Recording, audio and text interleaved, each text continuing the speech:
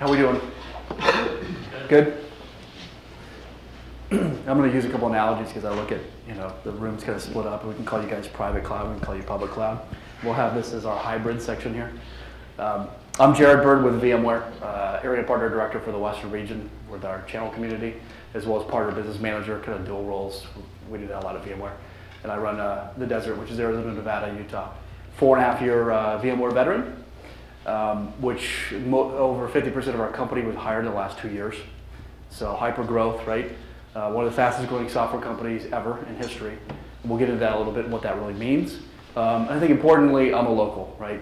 When I see the name Honeywell and Bull, I remember Sperry. I mean, I had relatives that go back that far, right here in the valley. So 33 plus years in Arizona. I reside down in Chandler. So we all pay the same tax code. I started off with just kind of break the ice a little bit. I put a little cartoon up here. I'm in your guys' way, so I'll move over. This is actually came out of our V forum that we're holding. Anybody been to VMworld? So one guy. Ooh. Okay. VMworld is it's our annual event that's held in Las Vegas or the Moscone Center in San Francisco. Pulls upwards between 15 and 18,000 people.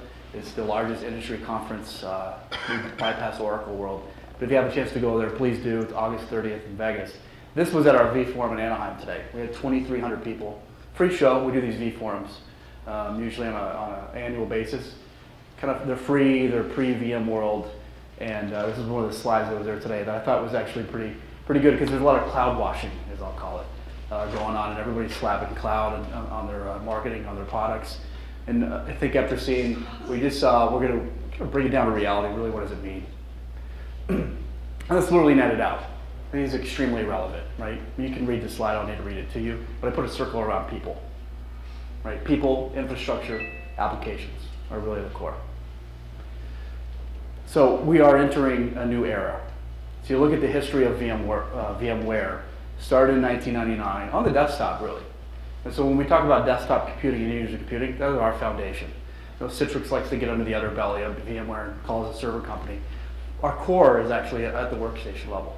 So 1999 to 2007 is really when we pioneered what's called x86 virtualization, right? During that time, we had hyper growth, went to $1 billion. The reason I wanted to show this is if you look at the next evolution of the organization, we expanded beyond just the hypervisor, right? It's not just ESX, or at the time GSX. It's the tools that stack on top of the hypervisor, which we called vSphere, right? So between 2008 and 2010, we went from 1 to 3. So if you look at the growth pattern, right, we exploded. And also, important to note, we had a lot of leadership change during this period. We had Paul Moritz, we brought in Todd Nielsen, we brought in Steve Herod. And when I talked to some of the application fabric called vFabric, I talked about infrastructure. These are really the guys that did the playbook at Microsoft for 20 plus years. Paul, Todd, right? They were part of the NT platform. So you look at a lot of things we're doing at an application layer. It's very reminiscent of those days when distributed computing really took the mainframe apart. So really what we're calling this 2011 to 2014 is the foundation for the cloud era, right? What we're all doing here in this room and beyond is really building the next level. We're going to drill into this a little bit, not too far, really what that means for you and for your organizations. And first off, who's a VMware customer already? I know Apollo Group, right? I think you guys have upwards of 3,000 to 6,000 virtual machines. Quite a few, right? There's a lot of organizations here in the Valley that actually heavily virtualized. We have a very high density of knowledge in the Valley given the data centers that we have here, right? So their user base is pretty advanced. I go into some other areas like all held with state names. I mean, they're just now entering server consolidation. Before I came out here, I couldn't get a picture here fast enough. I made a quick pit stop at my son's school down at Fulton Ranch, and he was doing his big presentation today. So he had a suit and tie on. I have an 11-year-old and a 6-year-old, or excuse me, a 9-year-old. He'd kill me if I said that. So his presentation was on Disney. So I went in there, stopped, saw he had to do an 8-minute presentation, right? Showed up, I'm in my suit, he's in his suit. Go, right? iPhone, filming him, post to Facebook. You gotta love how you can do this stuff anymore, right? Family's already commenting it before I leave the door. And then I said, I gotta run, right? Because I gotta go do my presentation. And he goes, are you doing it on Walt Disney too? And I said, sort of. right? Because when you think about virtualization, it's very magical at first, right?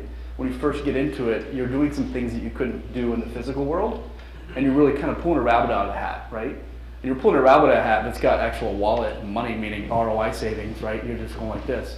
So I thought I'd kind of share that story.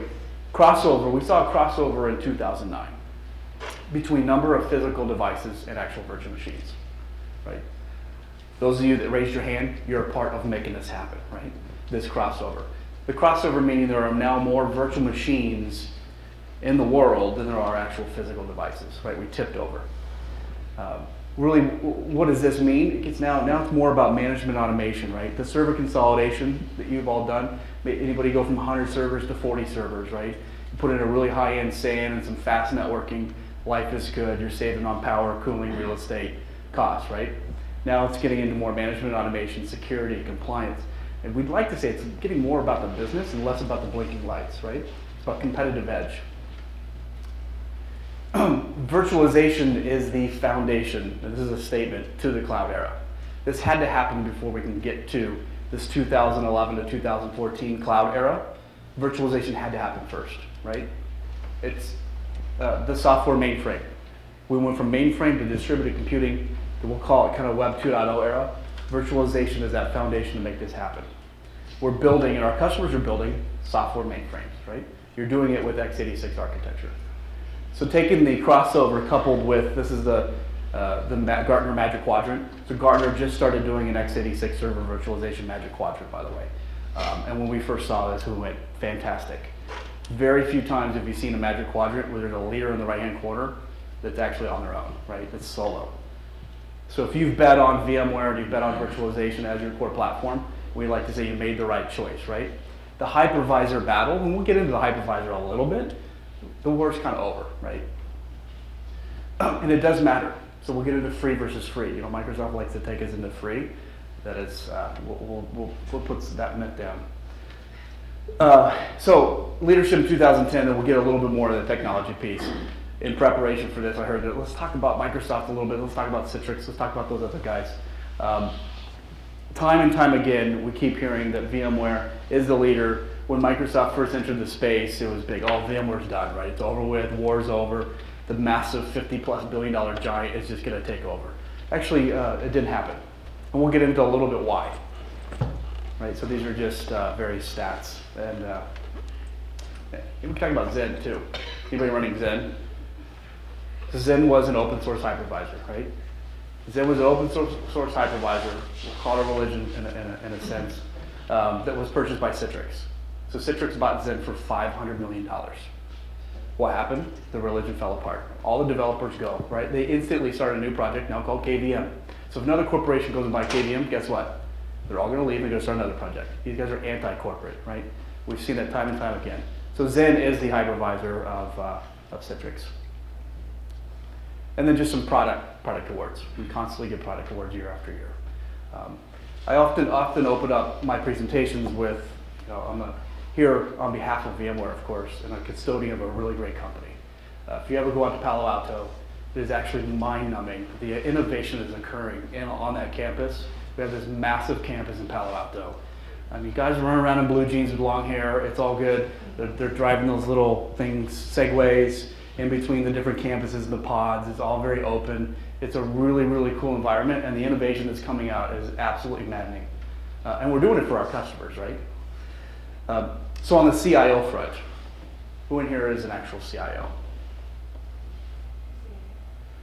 Well, how would I rephrase it? You lead IT, you lead strategic direction, technology. There we go. Line of business owners? No? Okay. This is fascinating simply because this Gartner study in 2010, right, there's only 15, right? These are exhibits. So Gartner does this study. A lot of manufacturers go off these particular studies. There's wireless, there's various ones. This one happens to be around what are your priorities? It's very general. And it's 15 exhibits, meaning 15 questions. It goes out to a random index of 500 CIOs within the Fortune 1000. They pick randomly every time. What we saw was the biggest move ever, right? So virtualization has been fortunate enough to be in the top 3 for the last 4 consecutive years. It's in 1, 2, or 3 in terms of CIO priority, right? So we've been fortunate for that. Cloud computing went from 2009, from from being 14th, almost not even on the list, to the number 2 priority, right? Absolutely everybody wants to know, what is this? I'm going to use some cost benchmarks here. This is the Amazon Web Services. So Amazon Web Services, 2 weeks ago I was at VMware President's Club in Hawaii, which was absolutely fantastic. And the wife's telling me to get off my phone. I'm always on my iPhone, checking email, and what happens? Amazon Web Services, a slash dot, I get a Twitter feed, Amazon Web Services went down, right? Check it about 6 hours, still down. Next day, check it, still down. I think it was down for 2 days. Who is going to put their production workloads in the Amazon cloud? Nobody, right? Nobody.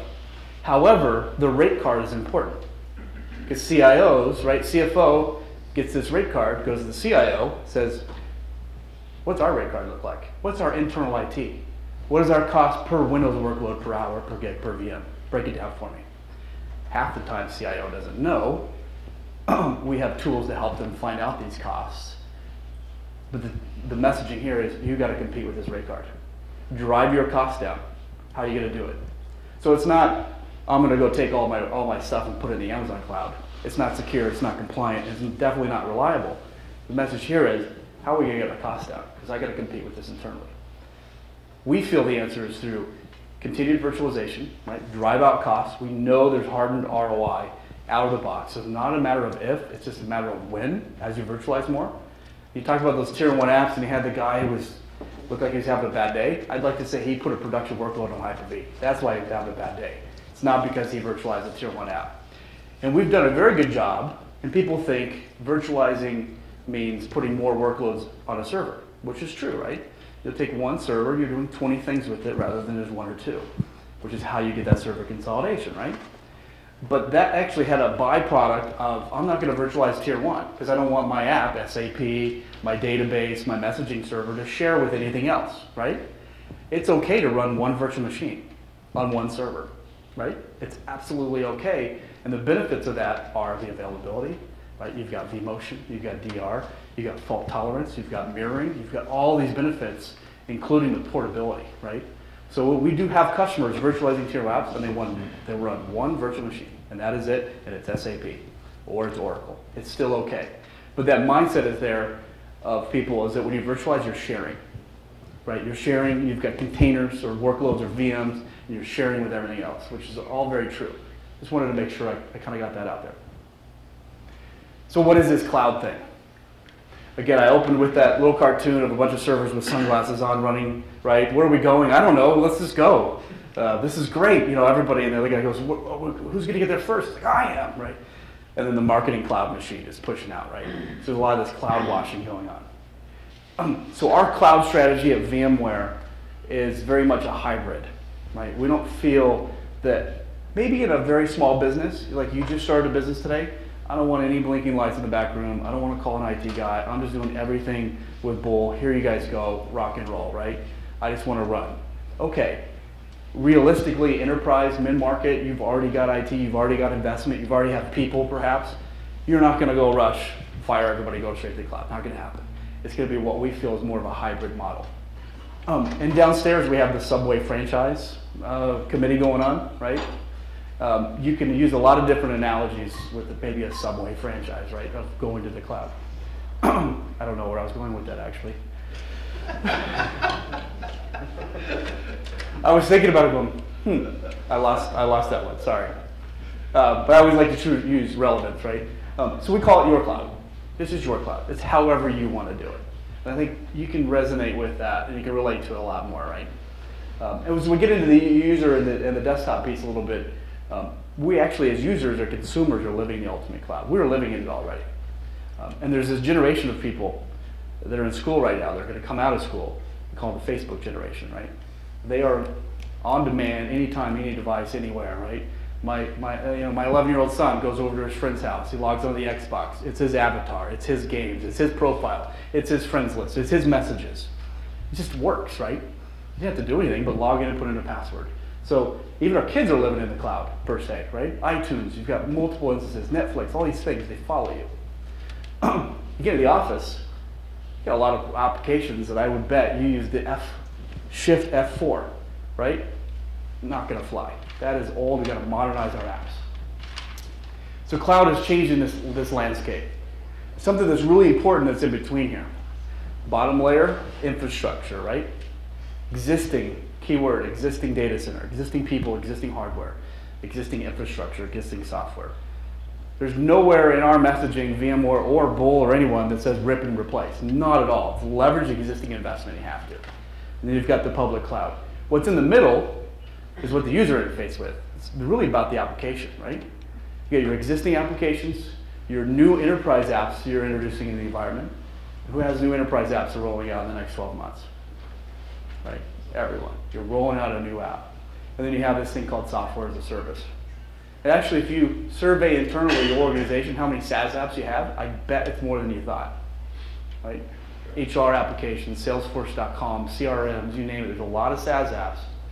And then you have this at the top. Just looking and querying this room, I saw probably 4 different types of devices. Right? You've got iPads in the back, and device proliferation. Right? And if you went to the electronic showcase, there was 84 tablets introduced. Right? So IT is absolutely getting annihilated by new devices that, hey, I want to use this for business, I want to use this for work. Or somebody in accounting just got a brand new MacBook for Christmas or their birthday. I want to run this, right? I want you to run my applications on my new MacBook. So IT is getting hit with this. We call this is our challenge together, right? Is to meld this all together in a very cohesive, there's a couple big words in there. Secure and compliant, right? Always got to be secure and it has to be compliant. So that is our challenge. So VMware, we're actually segmented into three business units, we'll call it. We've got infrastructure, we've got application, or what we call vFabric, and we've got the user computing. Within there, separate R&D, different lines of business and business owners. But in short, what needs to happen is we have to evolve the infrastructure first. That's where it starts, right? We have really good people at VMware that are really great with PowerPoint slides, by the way. So heavy in animations. I try to strip out a lot of them, but it does tell the story. So this is evolving your existing data center into a private cloud, using tools such as vSphere, vCenter Operations Manager, vCenter Server Standard, vCloud, right? vCloud Director. If you haven't seen vCloud Director, it's absolutely amazing. You can download a free trial, get going. But in short, it's creating organizations. There's no laser on here. Flattening your network, flattening your storage, flattening your compute, categorizing them all together, right? And creating organizations. You can create an organization or a virtual data center, as we call it, that's just marketing. The underlying layer, yes, it's all the same data center, but you can create a virtual data center on top of it. Is anyone familiar with the term of VApp? Guys, he knows a lot. So VApp. A VApp at VMware. So now let's think about it. We've got hypervisor, we've virtualized hardware layer, right? We've taken resources and we've spread them out throughout the organization. It's no longer about one individual device. It's about shared pools of CPU, shared pools of memory, shared pools of disk, right? Everything's now shared. You isolate things out. Now you create virtual machines, right? That are sitting on top of that. The virtual machines you can assign how much hardware, how much resources they actually have that they can utilize, right? So now what we're able to do is create virtual data centers through what we call VApps. So a VApp is basically a virtual machine in a way, or a wrapper with multiple virtual machines inside of it, right? Various workloads. And then it's packaged as an actual VApp. You can take that VApp and go roll it into and make catalogs, right? Self-service in a way. It's all very much about self-service. This is really what we call private cloud. And here is bundling it all together. Compute, storage, networking, integrated security, private cloud infrastructure. You're running the show, right? All very automated, all very self-service. And I'll get into kind of how it is most organizations and then post vCloud. So enterprise hybrid cloud computing with vCloud Director. You get your cloud infrastructure, your private cloud, your apps. This is where we would separate the room, right? Private cloud, public cloud. In the middle of this row here is the hybrid piece. Your workloads can move. Portability, right? Workload can move over. It's living over there. You've got a single pane of glass. You can see it when it's over here, and you can see it when it's over there. You wrote your SLAs. If the SLAs cannot be met, you got to talk to your service provider about increasing the bandwidth or whatever it is that it needs to meet those SLAs so they can move safely, right? and they move it back. Some might call that bursting, right? If you're retail, you're PetSmart, big VMware customer here in town, retail season's coming up, I need infrastructure ASAP, right? I don't want to go buy 50 new servers. I don't want to go increase my storage capacity. I just need resources for the next 3 months because of the buying season. Talk to Bull, burst out, move apps, get the job done, and then you can move them back, right? But it only has to happen. It has to happen in a secure and compliant manner. Otherwise, you're not going to do it. I see an hourglass down there. I don't know why. We often hear, and you can see on the back of my laptop, I've got the I Heart VMware sticker, right? A lot of IT admins who have that particular sticker, right? If you go to a VMUG group, has anybody been to VMUG here in Phoenix? You get 300 to 400 people. Now, when I was at CA back in late 90s, early 2000, I'd go to a CA users group. It was like 4 guys on a Tuesday night eating pizza. These VMware VMUGs are 300 to 400 people. They've been up to 600 people, right? For 8 hours. It's not a Tuesday night, right? It's actually during business hours. So I do encourage you to go to the VMware community, and for the guys that have been there, you've seen the value in it. Go to these VMUGs, they're absolutely free. Gain a ton of knowledge. If you happen to be in sales, you get a lot of leads, right? You can actually go as far as get a tabletop and actually do a keynote if you'd like at those VMUGs, so highly encouraged. So we offer the secure hybrid cloud for enterprises today.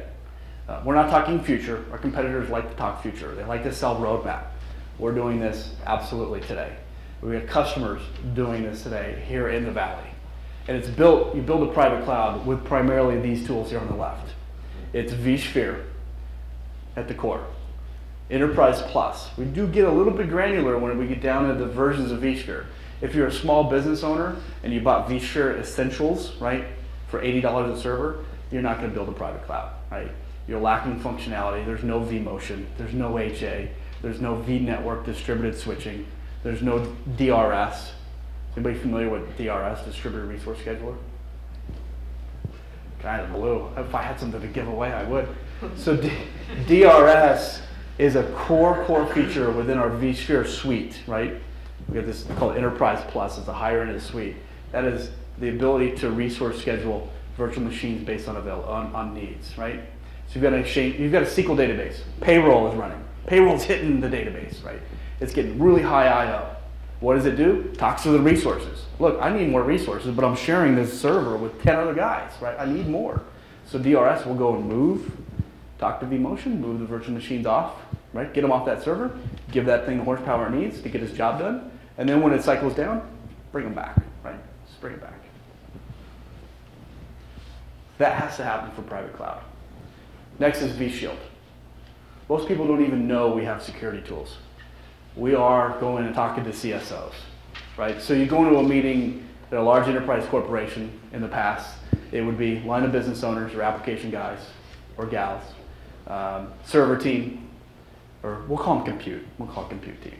Networking team, storage team, right? The compute and the storage guys have kind of had a group hug for a while, right? Virtualization drove each other's businesses. They were getting together. Networking guys are starting to come to the table now. They have really cool technologies like Nexus from Cisco, the vNetwork distributed switching technology, right? So networking guys start to come to the table. A line of business folks are interested. The server huggers, as we used to call them back in '04, they're at the table now because they realize my job is a lot easier with the virtualization. I'm going to kind of let go of, the Godzilla server. And now we're seeing the CFSO and the security teams are at the table as well. So virtualization inherently has brought everybody together, right? Kind of that, it's the match.com, if you will, within the organization. Lines of business that didn't really talk before brings everybody together. Security is one of them. Now the CSO is actually adopting virtualization. When I go into the security piece, kind of towards the end because it's a competitive advantage, we address security early on. I can look at earlier statements I made in terms of leadership of VMware, ex-Microsoft guys. They know the playbook starts to fail if you don't address security early, right? We addressed it very early on in the hypervisor. Our hypervisor is 312,000 lines of code. The Windows Hyper-V core is 2.8 million. Our attack surface is tiny. So our security is right there. And then on the operations and management side, if you follow VMware as an organization, we've made a lot of moves in this space, both through internal R&D and through acquisitions. We have bought a bunch of tools from EMC. EMC had Ionics. We've got Application Discovery Manager, which helps you discover it's very popular with a tier 1 app and looking at all the dependencies, right? And then on the cloud consumption piece is vCloud. And there are a lot of free tools. VMware does a very good job of giving you free tools. We have a cloud connector called vCloud Connector to help you connect to clouds. So back to reality, right? This is all great, and we've been in the clouds and private and hybrid and public, and life is good. I'm saving money, and my job's a lot easier, and I get to my applications, any device, anytime, anywhere. Life is good. Real world, right? Back to reality. This is what it looks like, typically, to provision a new server or a new workload or a new machine. Right? The IT guys that are in the room going, yeah, okay, I see that. I got to go here. Maybe it's got to go to the security team. They got to approve it, or it can get dismissed, and I start back to square one. I got to go over here. Storage requirements met. No. Okay, got to go back over here. Got to go to purchasing. All these different pieces, right? Post implementation of vCloud Director, one tool, looks more like this. And actually, notice the involvement of IT is 0.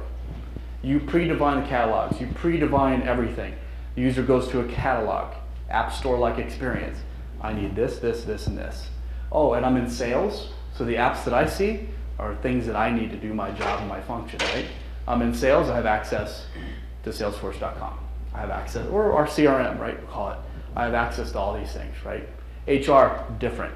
There's gonna be commonality, certain tools, bless you, that you would have for every department. You predefine this. There's a lease on there, right? So a lot of companies that virtualize early, oh, I had a server sprawl problem. I kept just throwing more servers, more workloads, right? And I'm up to 500 servers now. Holy cow. And then you virtualized, you went back and you're saving all this money, but then now you have 1,000 virtual machines. So you shifted the problem, right? You had 500 servers, and now you have 100, but you have 1,000 virtual machines. We called this virtual machine sprawl. It was running rapid in like 08, 09. When I came on board in 07, that's where a lot of customers are going, help me contain all this, right? My problem is compounded. With vCloud Director, you can actually put lease timers. So, bless you, talking the development story, right? Developers like to have a lot of work power. You can give them that power and then put a lease on it. It's done in 30 days, right? It's decommissioned and it's archived in case you ever need it back for compliance reasons. So the 3 core focus areas: infrastructure, which includes management automation, application layer, and then on the end user computing side. I'll go a little bit quicker here. So new applications, we feel new approach. We made an acquisition that was really key about a year and a half ago. We acquired Spring Source. Anybody familiar with Spring? So, Chris is. When we acquired Spring, the entire sales organization was, what is this, right? It's about 6.5 million developers are a part of it that leverage the Spring toolkit. Part of that is Apache Tomcat server. You got a lot of, right? So now you start to think, okay, wait a minute. You've got an operating system, cloud operating system. Now you have an application platform, right? Think back to that earlier comment about Windows NT. What was it? It was an operating system and an application launcher, right? Very similar, but in the new era. So we have we feel it's a new approach. Building apps for tomorrow are vastly different than the apps of yesterday. No more function key, right? We're done with shift function 4. And also that coming Facebook generation, they're not going to do that, right? They're going to use a mouse. So our application platform, these are the various tools that are in what's called the Spring Source toolkit. 6.5 million developers developing on this toolkit. Twitter, for example, built on Spring, uses RabbitMQ as the messaging server, which was one of the products in the messaging service. Facebook, huge user. A lot of these new generation social Web 2.0 tools are written in this framework. And another product or tool that's in here called Gemfire. Gemfire, for example, saves Expedia.com $110 million a year because it's rapid database caching, right? One of the challenges of scale is scaling the database. It doesn't scale very well. Gemfire is a tool that we put in front of the database to do some really robust caching, if you will, for Web 2.0 apps. Very, very popular for high transaction websites. We do have some companies in town that are big Gemfire customers. They're just not referenceable yet. So those are products that are within our Gemfire suite. Cloud Foundry. Anybody see the Cloud Foundry launch 3 weeks ago? He's all in. He's in his 20s. He's all Cloud Foundry, we released, it's 100% free. I don't know the actual numbers yet, but it's the world's first open platform as a service. Come one, come all developers, start using our toolkits, writing apps that are ready for the micro clouds, public clouds, using cloudfoundry.com. I know there's still a line. It's kind of like Gmail back in the day. You had to get invited to it, right, in order to get a Gmail account. There's a line right now. We can't keep up with the demand to get on and get your user ID and password to start building the Cloud Foundry. The goal is just, here you go. Here's a development platform. Write your apps, develop them, and then move them out. Right? Don't get stuck here. The intent is not to keep it here. It's to develop it here and get used to it, and then go and put it wherever you want. Right? Slide it on top of your existing virtual infrastructure. Forward thinking, when I look at this move that we made here, and the development toolkit, and the people at VMware Todd Nielsen that are running our application layer, and the reason we recently just became Microsoft's #1 competitor, they kicked that off of the Worldwide Partner Conference, we bypassed Google, right? It used to be Google and Apple, and we're now #1. And I think what they see, the writing on the wall, is we're getting to a point where we can start to write those applications. Why do you really need a general purpose operating system in front of them, right? If your interface is via a web browser, then why do you need Windows, right? Running out of virtual infrastructure, it's highly available. It really doesn't matter how you get to it, right? Kind of, that's a little forward thinking, but it is public knowledge that we're now their #1 competitor. Now on the end user piece, we had to rethink it. So it's the device kind of versus the people. And when I mentioned earlier about we're living the ultimate cloud experience as consumers, we are, right? Heck, you can even go to the grocery store. I was in Fry's. Anybody shop at Fry's? Yeah, I'll go back a little bit. Remember Smitty's? Oh, God. There's a little local tribal knowledge. I don't know why I even said that, but so Fry's, because a lot of the Smitty's turned into Fry's. So Fry's, you're throwing us way back. I know. You can buy it. Turned into Smith's, that's right, and then Kroger grabbed it. Storyline here is I'm in Fry's and you can buy Zynga farming equipment for actual cash. You know, you go to where the gift cards are and you can buy whatever, Best Buy. I'm looking because I had to buy some for a customer.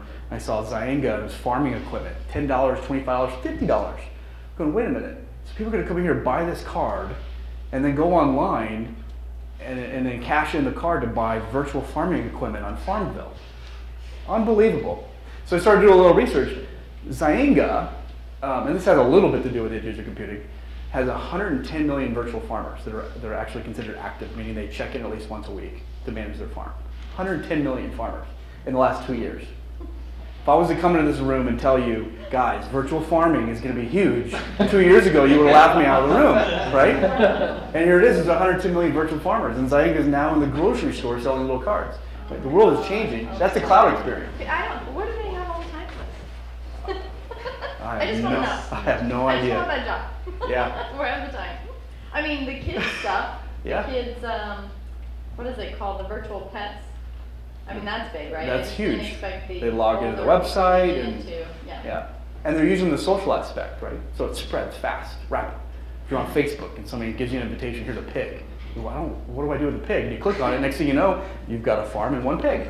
So then you start to build around it, right? And then it spreads, and then you get, I mean, it's absolutely brilliant. It's like a virus. So the end user perspective, and that does have a little bit of a feel to it too, right? We're living in the cloud.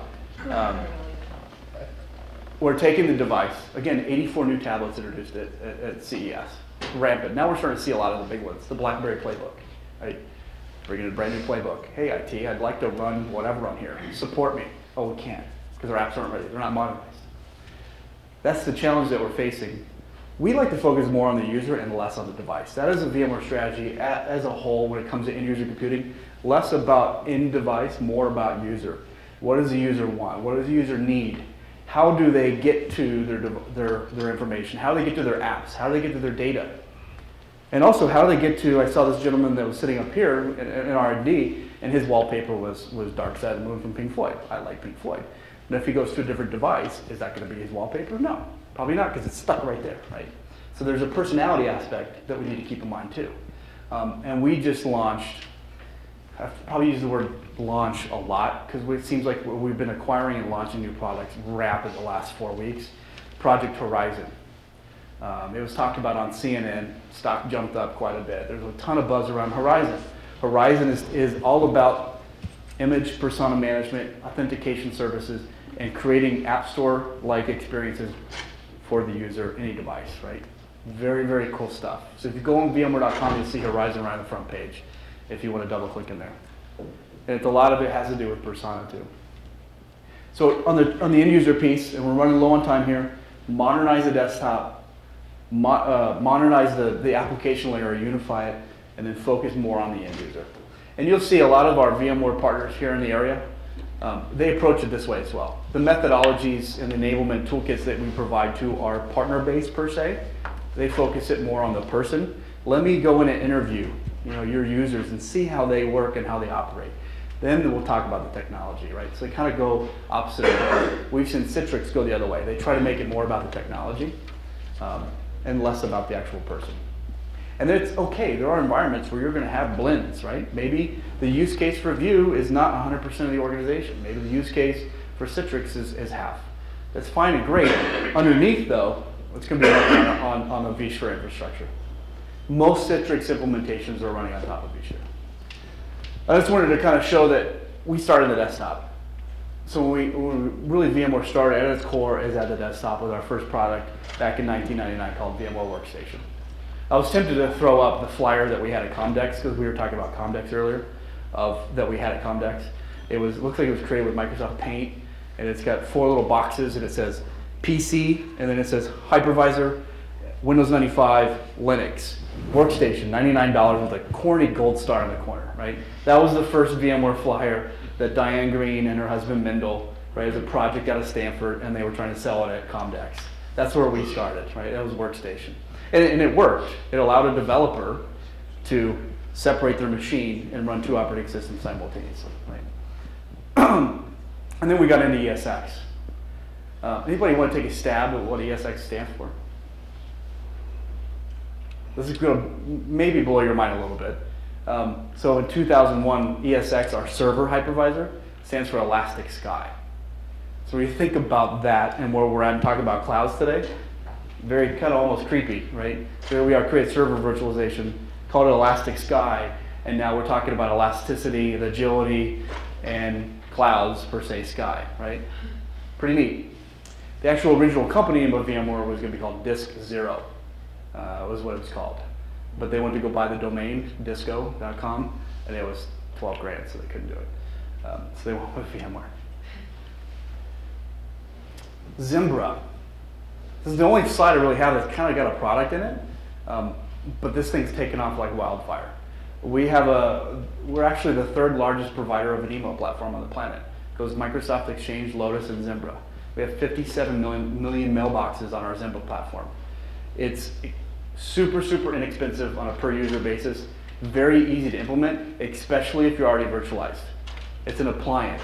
Just roll this thing out. Very popular for customers still running Exchange 03. They haven't quite made the leap or see the value in going to the next rev of Exchange, Zimbra every time. What it consists of, it's kind of the tabs at the top. Your web client is typically how it's accessed, or if you're not online, you access it through an offline client.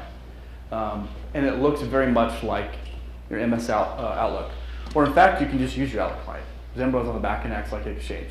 Connects to your Active Directory, or if you have an Exchange server, LDAP, and also available any device, right? You can log into it using Zimbra. What I wanted to show you, get the various tabs up here. What it does extremely well is unlimited mailbox size. Never will you get that message about your mailbox is over its size limit. Done. And search. It is super fast search in terms of looking up something, because Outlook search is horrible. So we've kind of modernized, if you will, the email experience, and added, coming soon, we actually have a slide product now too called Slide Rocket, which I'm going to put this presentation up on Slide Rocket. So what's that? Our presentation. Yeah, your presentation too. What it is we felt PowerPoint hasn't been evolved, and presentation software in a whole hasn't evolved in the last decade. So SlideRocket is the kind of Web 2.0 new generation way of creating content and delivering it.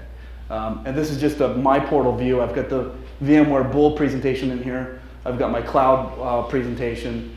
We just did a cloud presentation with MicroAge. And then I've got a video of Rick Jackson, our Chief Marketing Officer, telling his cloud story. It's really, really collaborative. It's an easy way for multiple people to log into one site and do editing real time on the same presentation. There's no more emailing the PowerPoint around. Use this version, you know, or this is R2A. It's all collaborative in an online form. Very, very cool. And the reason I put this in here after Zimbra is you see those tabs at the top. Those are the tabs of Zimbra. Just kind of think that we'll be adding tabs, right? So you've got a tab for social. You go in there, it's your LinkedIn, it's your Facebook, it's your Twitter feeds, it's whatever. You got a tab that's email, a tab that's calendaring. You got a tab that's a briefcase where you put documents. Then you've got a tab that says slides, right? You've got a tab, we're just adding to it. So right now we have the razor blade. We're just going to start adding razors to it. So I want to talk about the journey, and then we'll close it up. And the reason I wanted to talk to the journey, we've done this in Forbes magazine as well. We went and talked through this because customers relate to it. Everyone is entering the journey to your cloud in some way, shape, or form, right? Typically starts test dev. And then you get into IT production. You're getting more out of your infrastructure than you did before. And it moves into more business production.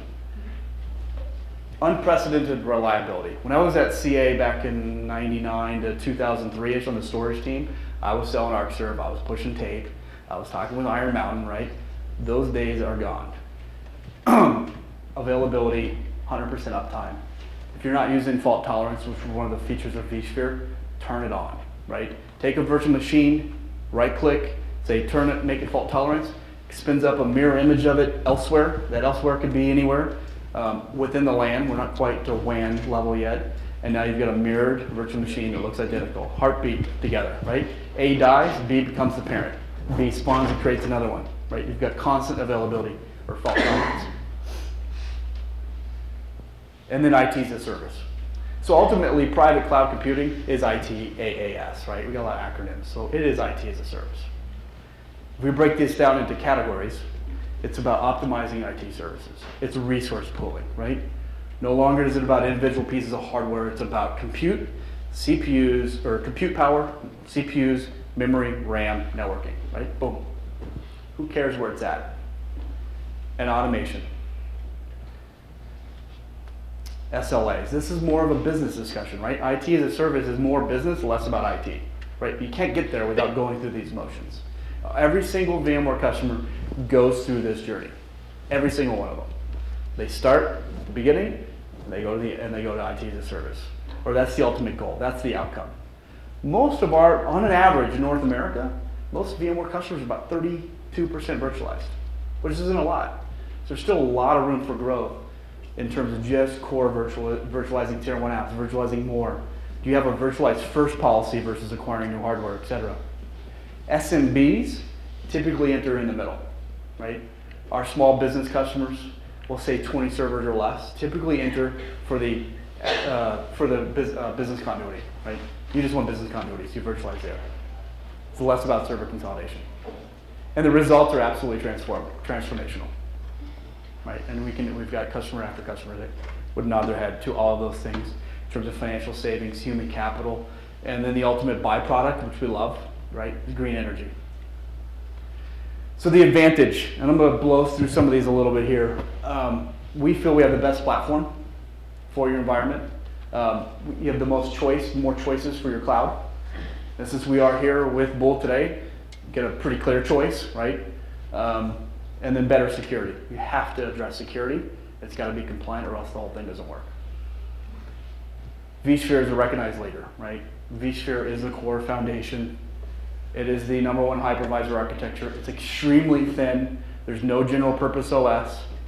Hyper-V requires an OS still, which we know has security problems. We know has reliability problems. You still got to have a Windows operating system in a Hyper-V environment.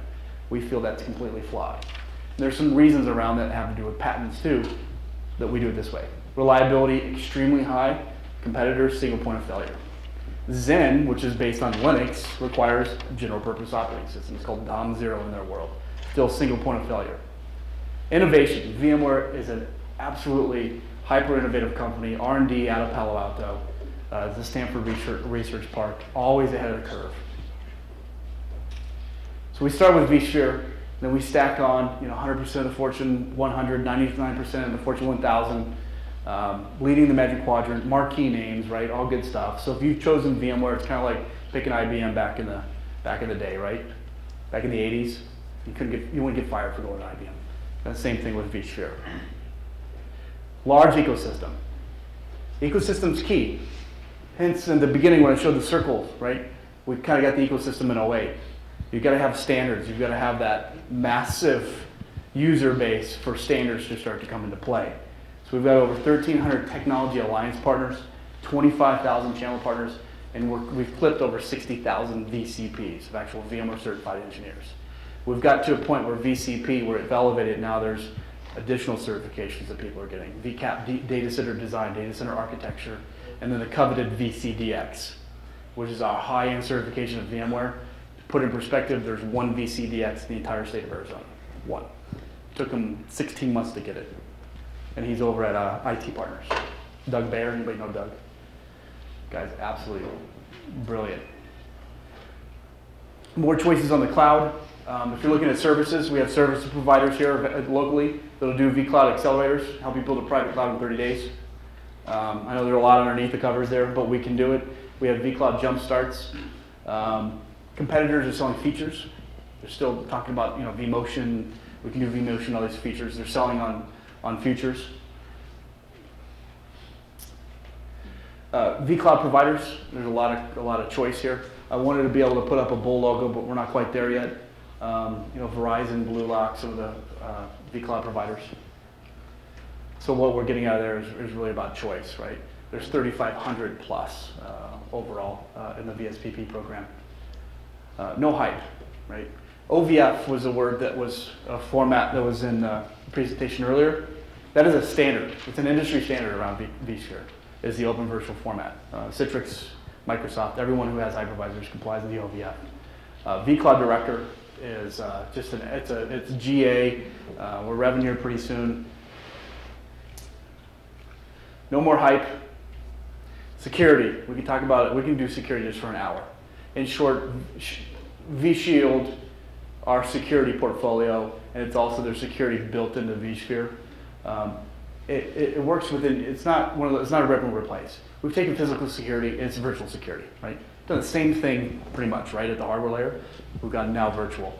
So we have virtual security, VPNs, firewalling, right? Policy driven. You can wrap packages around your virtual machines. This way, if your VM moves from over there to over here, and you had security policies over there, that's going to be the same security policies over here, right? Secure and compliant. Build out. Security costs, driving out cost. So in closing, I wanted to put some competitive piece in here around, we feel it's the best platform, the most choices and the highest in security. And it's all I have. I know I went 5 minutes over, I'm sorry, I tried. If I would have talked about Zynga and farming, I would have done it. But that went a little bit over. So again, I'm local. Twitter, we're a big social media company of VMware. So Twitter, I got a local phone number. We've got about 20 employees here locally. When I started, it was like 2 guys in a moving truck. And we've actually expanded. We don't have an office, we're all virtual. But there is a pretty big team here. We actually have desktop specialist, Bernie. He was a 15-year Citrix veteran. He's a desktop specialist at VMware. If you're looking at a desktop project, Bernie's just an absolute guru. We have a really good partner community. MicroH, who's partnered pretty heavily with Bull. Old name, right? MicroH. I started in MicroH back in the early 90s, down there on Priest, right? And then you get guys like IT Partners and Trace3 and Custom Storage. We have a great partner community here with a lot of knowledge. So even though there's 20 of us, if you do the math, there's hundreds of others, right, in our extended family. So lob me an email, anything VMware related, we'll get all over it. So we're one big happy family. It's all about, driving out costs and making you guys more agile. So thank you very much, and we'll go out back, right?